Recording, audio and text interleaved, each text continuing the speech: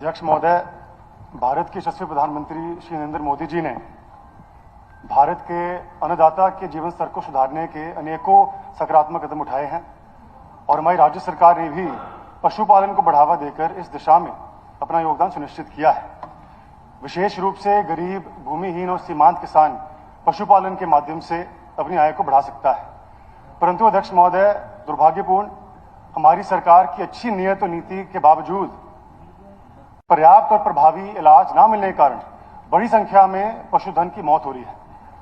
उदाहरण के तौर पर जनवरी के महीने में आदमपुर के बासमंद गांव के अंदर 15 दिन के अंदर 150 से ज्यादा भैंस और कटड़ों की मौत हुई। असंध के मानपुरा गांव में एक सप्ताह के अंदर 30 पशुओं की मौत हुई। सिरसा के 3 गांवों में 24 घंटे के अंदर 24 पशुओं की मौत हुई।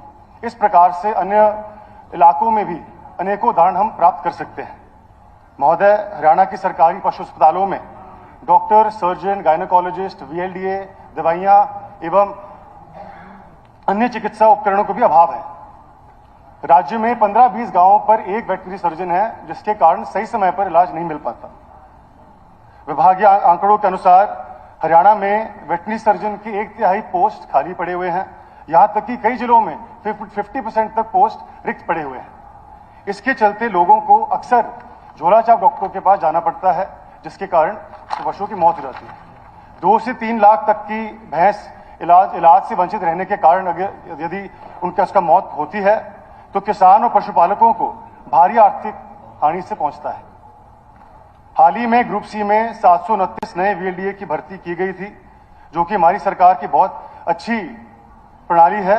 लेकिन अध्यक्ष महोदय, मैं आपके माध्यम से माननीय मंत्री जी से सवाल पूछना चाहता हूं कि रिक्त पदों पर वेटरनरी डॉक्टर, सर्जन, VLDA और गायनोकोलॉजिस्ट की भर्तियां कब तक हो पाएंगी और पशु अस्पतालों में पर्याप्त मात्रा में दवाइयां और अन्य उपकरण कब तक उपलब्ध हो पाएंगे? धन्यवाद।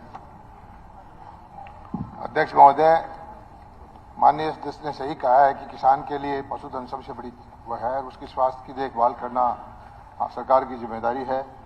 और इसीलिए पिछले हफ्ते ही हमने 700 VLDA की नई भर्ती की है और इस वक्त जो हमारी सैंक्शन स्ट्रेंथ है 3059 VLDA में से 2937 हमारे पास भरी हुई है, सिर्फ 122 खाली है। डॉक्टर की कमी थोड़ी सी है, वो हमने रिक्वेशन भेज रखी है, आ जाएगी। इसके अलावा भी हमने 25 तारीख को हम 70 मोबाइल वैन चला रहे हैं। कॉल सेंटर 1 होगा और उस वैन से जो फार्मर की पशु बीमार होगा घर में जा करके डॉक्टर दवाई और वेटरनरी सर्जन से घर में जाएगा। हम खुद मॉनिटर करेंगे कि कितनी देर में जा करके उसका इलाज हुआ है, ये भी देखेंगे, फार्मर से पूछेंगे कि वो संतुष्ट है कि नहीं है।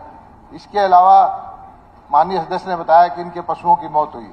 हरियाणा में पशु बीमा योजना है और 100 रुपये में 200 रुपये में हम बीमा करते हैं। 62 सब देश में सबसे ज़्यादा 10-11 लाख के आसपास बीमा पशुओं का हमारे यहाँ हुआ है। 60 करोड़ रुपए से ज़्यादा की मुआवजा राशि हमने पशुपालकों को दी है।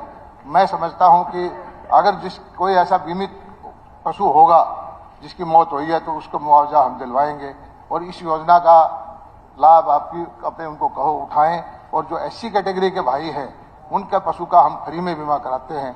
तो पशुपालकों के लिए बहुत सारा काम करने की सरकार की दवाइयाँ भी हमने रिक्वेशन कर दी है कि अब जो अगले 100 करोड़ रुपए की दवाइयाँ हम जो खरीदने का हमारी रेट कॉन्टेक्ट करने की योजना है।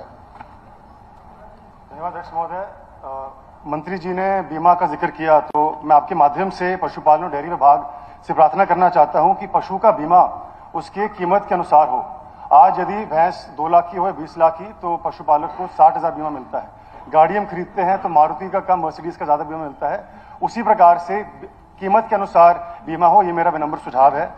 साथ ही अध्यक्ष महोदय, भेड़ और बकरी चराने वाले सबसे कमजोर और गरीब होते हैं और यदि भेड़ या बकरी को बीमारी पड़ती है तो झुंड के झुंड इकट्ठे मर जाते हैं। वर्तमान में कोई प्रावधान बीमा का नहीं है, तो मेरी आपके माध्यम से कोई सप्लीमेंट्री क्वेश्चन नहीं है, विनम्र सुझाव है कि भेड़ और बकरी पर भी बीमा हमारे किसानों पशुपालकों को मिले। आपका बहुत